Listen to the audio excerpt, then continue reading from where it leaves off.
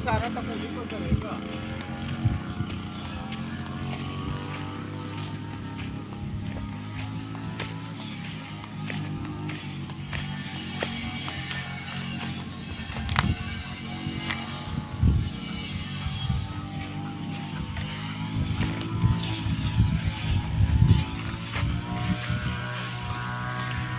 Assalamualaikum yang kubu suhada pejuang Nangro,